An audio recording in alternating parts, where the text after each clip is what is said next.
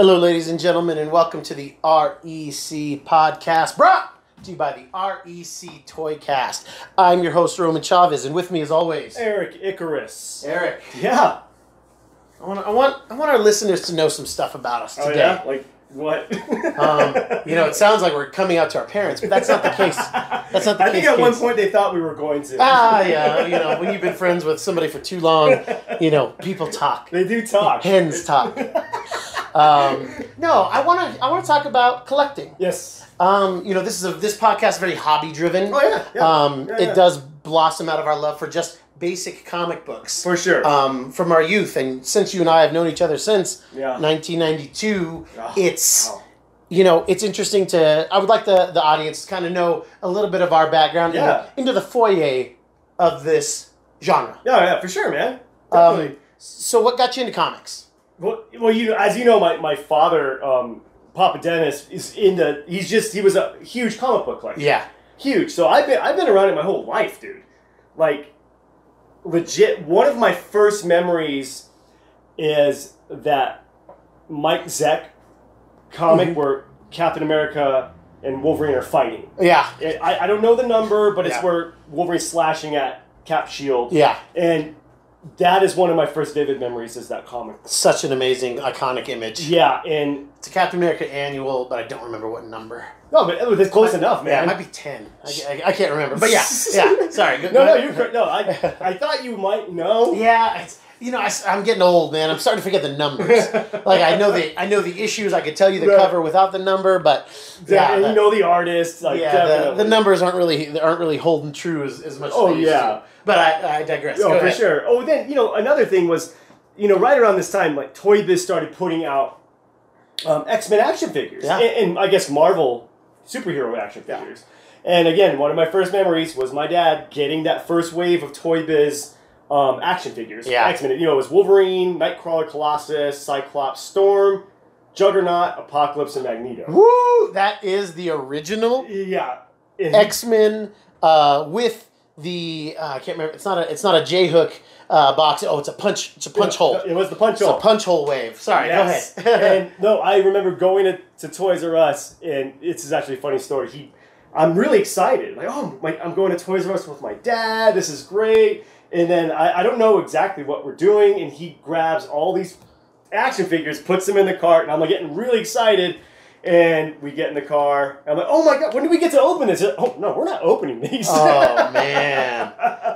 Hopes dashed. I think I had to be like at least 5 or 6. Yeah. Well, and I was like, what? What do you mean we're not opening that? And he's like, well, even funnier was I screamed, kicked, cried, and my mom was like, you gotta let the kid open it. Oh man. But he ended up getting another set. Well, that's what I was gonna say. As a kid, what drew me to Eric was that he had access to all of this cool comic stuff that I had never even heard of. Yeah. That I had never even seen. I fell in love with the Batman the Animated Series and X-Men the Animated Series, and my mom had got me some comics early on before that. And they were just beat to hell. Now I still got them, but they're just beat to you pulled those out the other day. I was like, hey, you still have these? And that's kind of what got me and Eric together. And I just remember as a kid, I was like, your dad has all these sealed action figures, and then Eric had this like hamper full of just opened X-Men, X-Force figures. Oh yeah. Oh man, that was so much fun. Every toy that they made from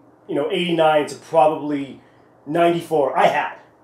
Like, I believe it. Christmas, that's all I got. Action figures. That was it. All I got were action figures. Even from 84, 85, the Secret Wars. Yeah, my dad had those. He did open those, unfortunately. They're all opened. It's so cool to touch them and so sad to see them out. Exactly. It's definitely a double-edged sward. But does your dad's Wolverine still have claws? It does. He does. Oh my gosh, that's awesome. Absolutely. For those that don't know, the Wolverine from the Secret Wars wave, he had these like weird bracelet claws. Yeah, they clipped on. It was so weird. I don't understand why you couldn't just make it one piece. But yeah, they were. It was cool. I mean, they were rubber, if I remember correctly. I don't remember touching them. Didn't even remember that he had them. I remember digging them out for something else. And yeah, they're like rubber. Yeah, they're not plastic. So it was interesting that because I'm just used to hard plastic toys. Yeah. And these were definitely rubber. It was interesting. I got into comics and I jumped in head first. Oh yeah.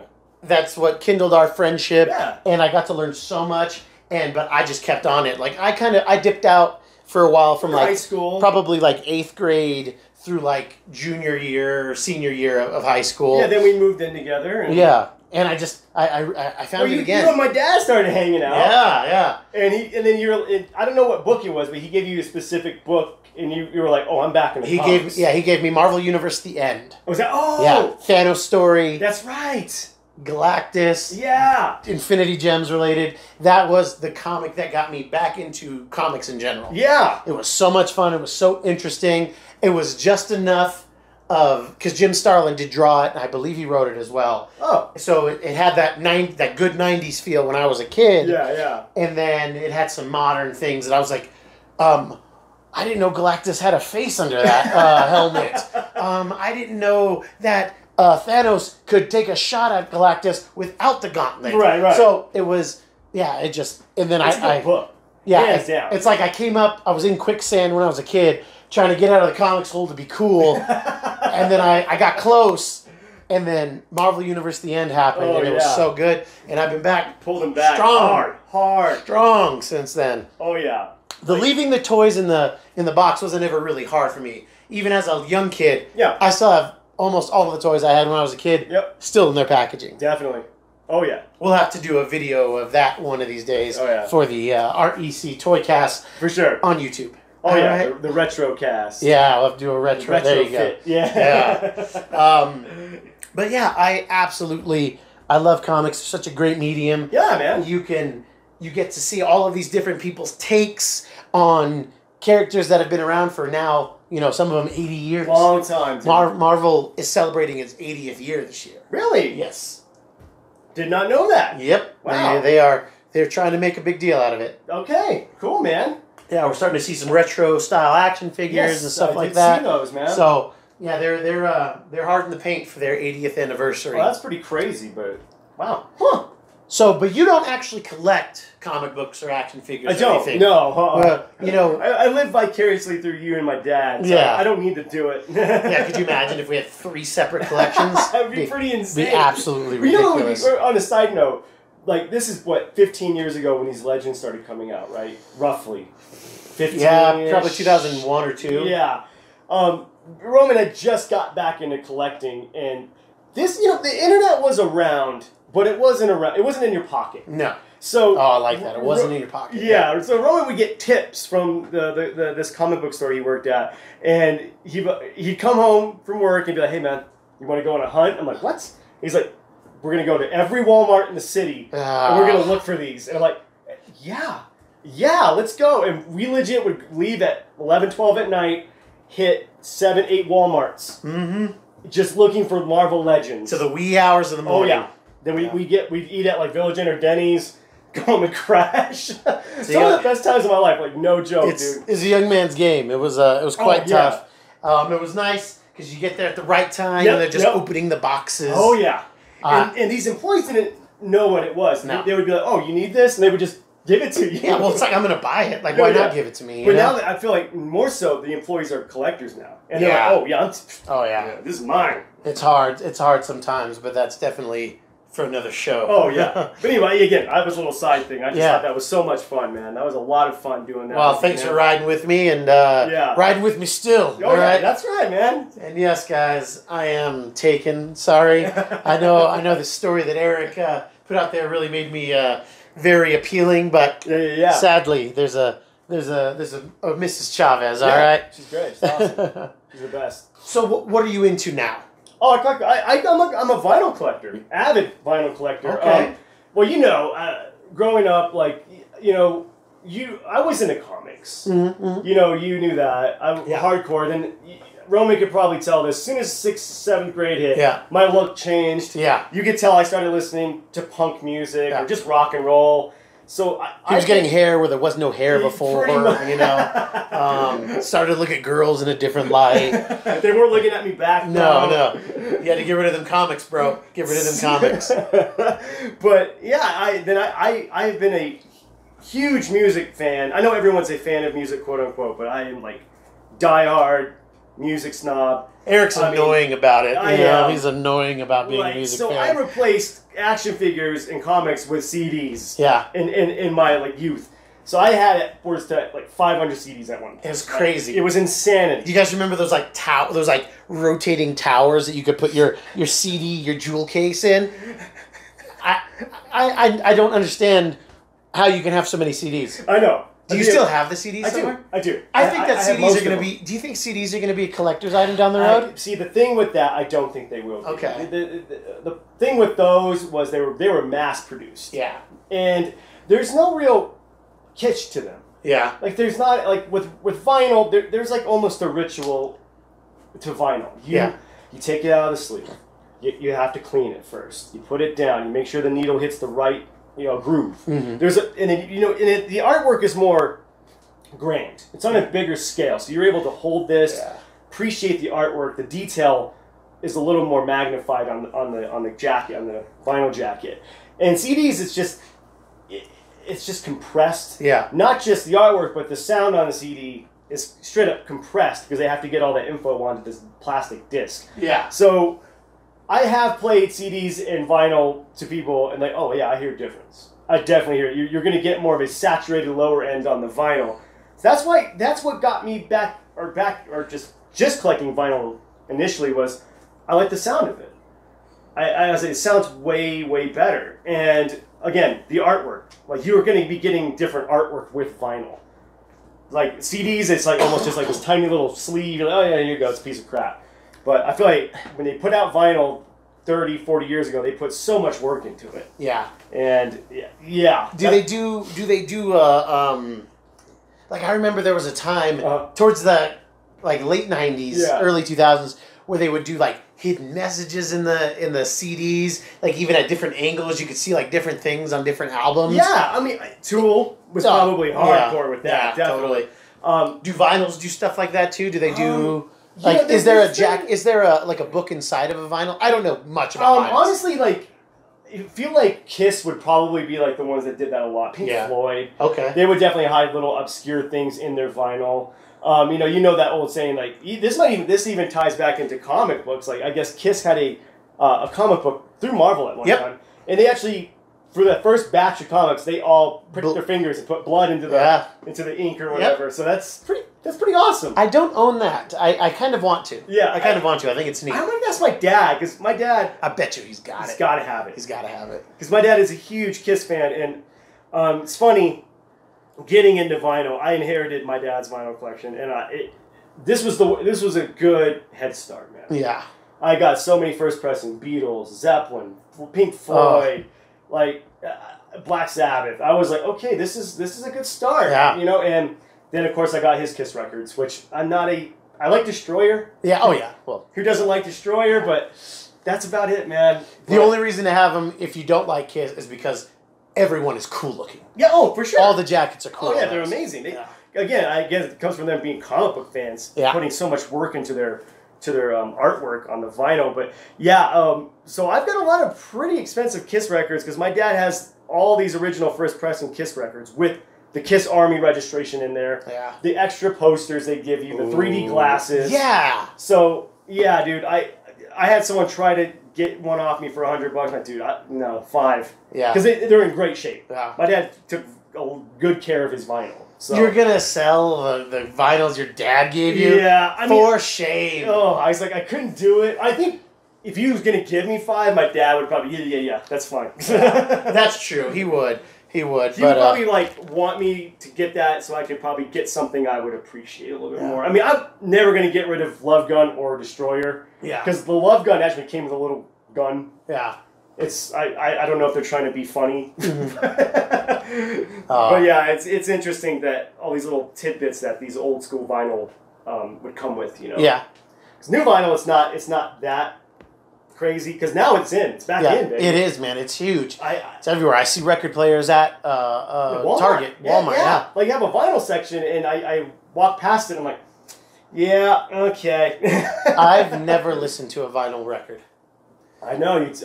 We were talking on Instagram, and You surprised me. Yeah, I just, I've never, I mean, maybe when I was a kid. Oh, your dad has stacks of vinyl, and he keeps telling me to go through it, and I need to do that. You just need to leave the Queens and yes. Thriller if there's Thriller, okay? Yep. Oh, yeah. All right, that's it. That's all I need. Well, bring him with you. Bring him to me, okay? Yeah, there you go, dude.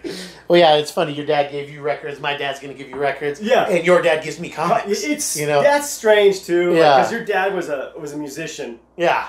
And you are, too. You're a percussion drummer. And it's so funny. His dad was a guitar player. And I ended up playing guitar. Yeah. It's funny because it's just weird. Yeah. We hang out with each other's dads just fine. Yeah, there you go. Yeah, there you go. Like at any point, I could head over to my house and Eric could be there. For sure. Oh man, growing up, I thought your dad was the coolest guy in the world, man. Like he had the leather jacket. I kind of dressed like your dad. God, you're so lame. I'd see him and he'd like have the leather jacket on, the boots. I'm like, man, this guy's cool. And he played that white Les Paul. Yeah. Like, oh, so badass. Oh dude. my God, you're ridiculous. I think subconsciously. Yeah. You see something cool like that, and it affects you, man. Yeah, it haunts me to my very soul, but that's probably for another show. And I guess I dress like your dad though, because I wear comic book shirts. So I guess there is that. Oh no. What are some of the holy grails you don't have vinyl wise? Oh man, what are you trying to get? Like what's in the penny jar, and when the jar's full, what are you buying? First press Ziggy Stardust. Okay. From Bowie. I'd love to get a first press Let It Bleed from the Stones. Oh, okay. There's a first press of Beggar's Banquet from Rolling Stones that has it's a picture of a bathroom with graffiti all over it. And that was considered obscenity back in the 60s. So they recalled those, and now it's just a white sleeve that says Beggar's Banquet on it. Interesting. So the bathroom sleeve is hard to get. It's hard to find. So that would definitely be a spicy meatball for sure. I have a couple of white whales as far as vinyl. I've got the Led Zeppelin. Their first record came out. I might have mentioned this on the last one, but their first record it says Led Zeppelin in orange. Then they had a few go out in turquoise. I do have that. Oh. So it's definitely worth it's definitely where that's kind of locked up somewhere just in case I need bail money. Oh, okay. All right. For sure. But yeah, that I have that. I have a first pressing Fragile from the Nine Inch Nails. That was hard to get. That was hard to find because this was in the late 90s when CDs were huge. Yeah. So they didn't press a lot of vinyl. Yeah. So here's a funny story.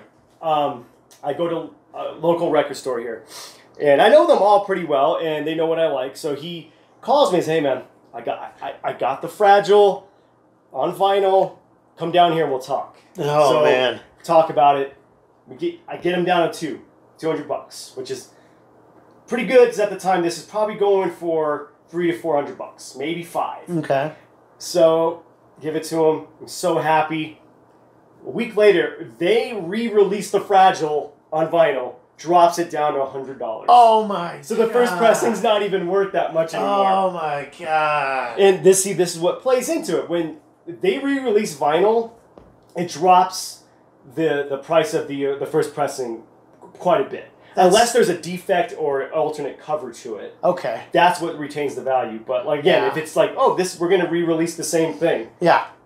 It drops it big time. We see it in comics too. Really? Second printings, third printings. I've seen up to 6, 7 printings on a comic, and they'll often change like the font on the color font for the title, and then as they get further down, they'll get a different cover or something like that.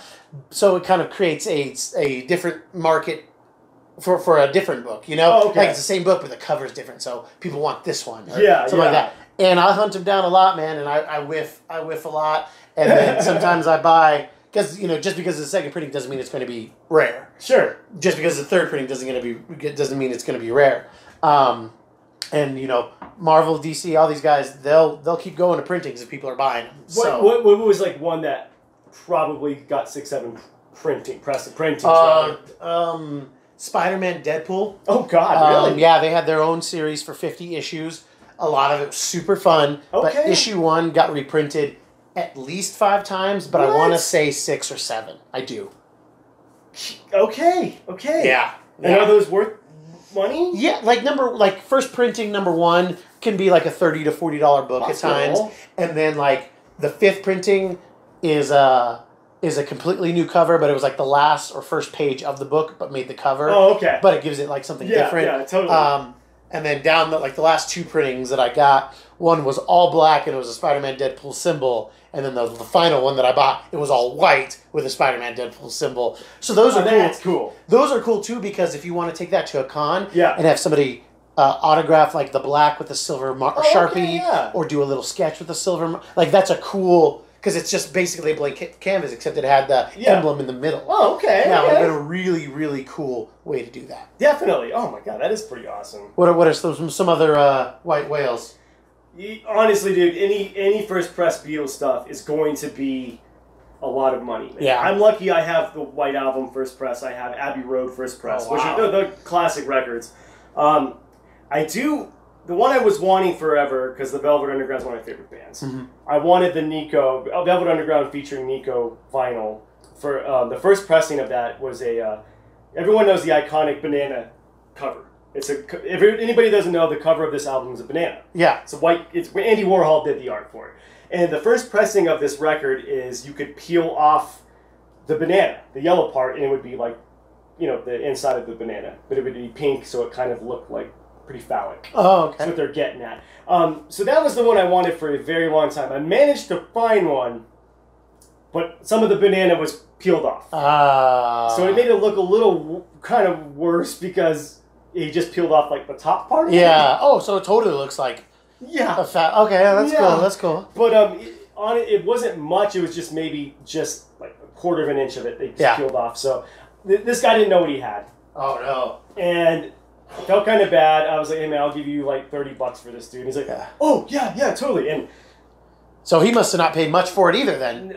Probably not. No, he said this was his, or his dad, or whoever. He had gotten it from whoever. Yeah. And he was selling records, and I actually saw him going into the record store before I went in there. He was walking in. I was like, "Oh hey, can I see that real quick?" And he's like, "Yeah, I think this guy was on something, needed money." Again, I'm not preying on anybody, but I maybe was going to give him a little bit of a deal. I wanted to see what he had. Yeah, you're doing him a favor. Yeah, doing him a favor. Yeah, I'm giving him less money to spend on drugs.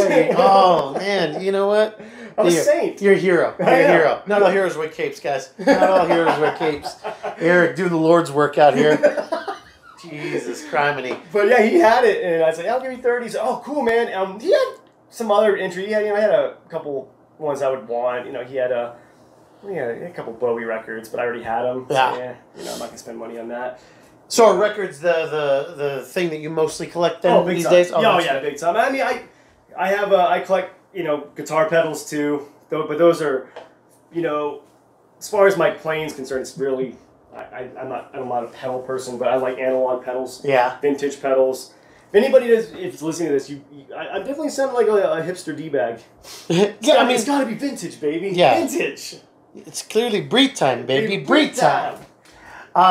It's funny collecting too. What's that? Go. I mean, you would collect those Marvel Fleer cards. Oh my god, I loved them. I still have all of them. Really? I have all of them.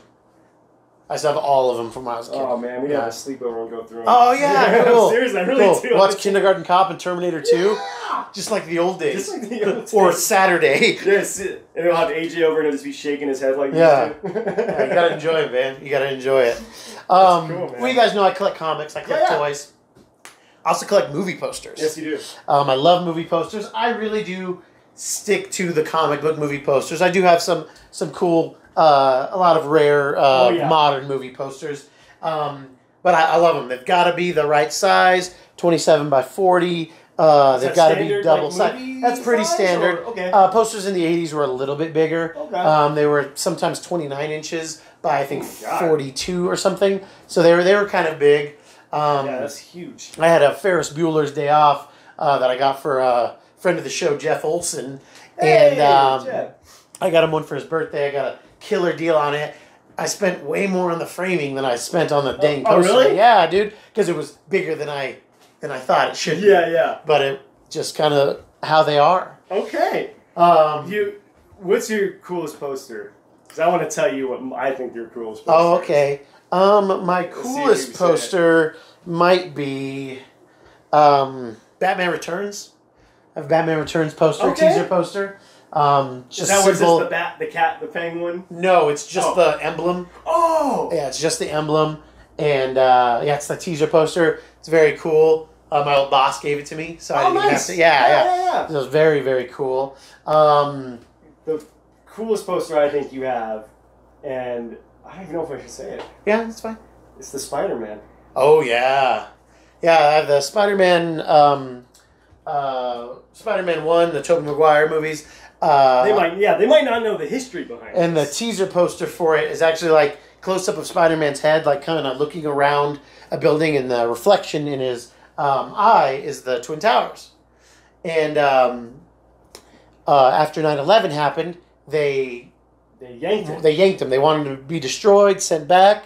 I ended up with one, and yeah, it's definitely a prize in my collection. Yeah. The price on it varies wildly. Really? I've seen them as cheap as $80 and then as much as $1,000. So I think they hover in that 200 range a lot. So it's got to be like a mid-ground. Yeah, because there are a lot of people who can make really good fakes these days. Yeah. There's a good way to remaster them, and people do that. Okay, interesting. But the big thing is if you buy, especially modern, and somebody says that it's a theatrical poster, you've got to be able to look on the back of the poster, and it should be the mirrored image. Oh, that's right. So if it's a fake, it'll be white. It'll be all white, unless it's an indie movie where they couldn't afford to do double-sided. Right. So there are some exceptions, but anything big, especially like a Marvel Disney movie, those are some ways to look at it. And again, 27 by 40 are the dimensions. Yeah, it's crazy. Some of the white whales that I want. Yeah. I want, and this is weird. I'll start with these. Disney. I want Beauty and the Beast. Aladdin, Mulan, and Lion King teaser posters. Okay. Look these up in the day. Look these up. Yeah, from when we were kids. Oh, jeez. Disney used to make the best movie posters ever. Okay. If I can find them, I'll try to put them up in this video. Oh, you should, because I'm going to look them up when I get home. These teaser posters are awesome. Okay. And, yeah, I would love to have them. Aliens. Oh. Terminator 2. Oh, yeah. Revenge of the Jedi.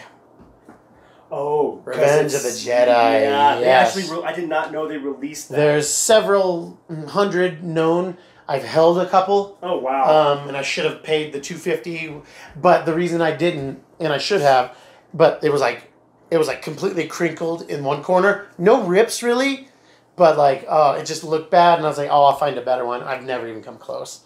I've never even come close in the wild. And that one is definitely up there. Because it was called Revenge of the... Now, they changed it to Return, did, right? Because they were like, Jedi don't look for revenge. Yeah. Probably, actually, you know what? Two of my favorites that I have? What's that?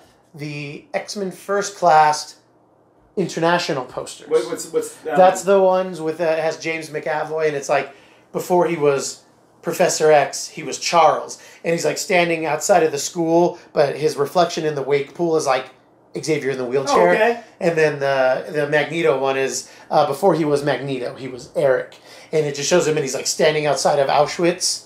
And like in the reflection it's like raining, and like in the reflection of the water, you see like Jews being marched. Yeah. Yeah, and they're awesome, but they were international. Yeah, that's hardcore. And so like it says "en cinemas," and so we didn't get those here.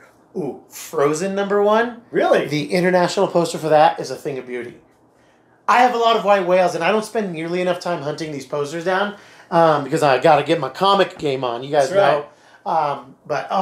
There's a lot of posters that I don't have. Those Disney ones are like bumping, dude. They're amazing. But I have every Marvel comic movie since 2000. Yeah. And almost every variation domestic. I would say previous to that, because I remember when you got that first Blade poster. Oh, yeah. So I think it started there. Like, hey, man, check it out, Blade. Yeah, Blade 2. Blade 2 was the one. I don't think I have a Blade 1 poster. Oh, okay. No, it is Blade 2 because he's doing that. Yeah. Oh man, then that poster's awesome. Yeah. That's a killer poster, Yeah. dude.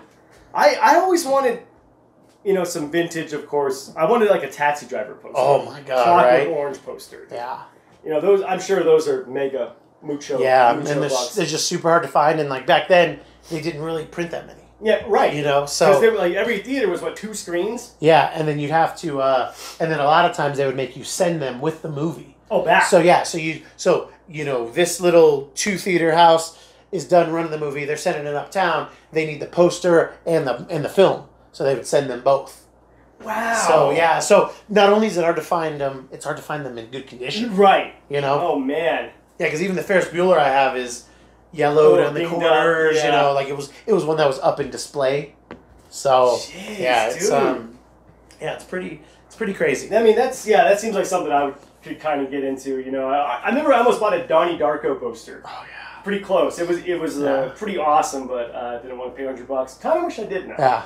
Yeah, some of the non-comic book ones that I'd love to have. I have 8 Mile.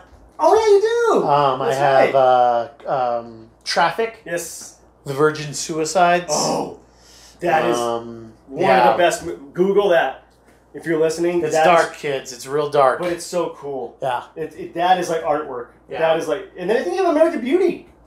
I don't think I have American Beauty. I was so jealous. He had this almost famous poster in his bedroom, and I was like, that is. Yeah. I wanted that so bad. With Billy Crudup. Yeah, Billy Crudup was on there, yeah. I wanted that so bad. It was such a cool poster, man. I love them, man. I love, like, it's a cool hobby. It's similar to vinyl in terms of, it's hard. They're hard to find the right thing you're looking for. Definitely. Like every comic I want, I can get a hold of. Sure. If I have the money. Right. But you just don't see a lot of these posters, mostly just because the scarcity. They get destroyed easily. Oh, for sure.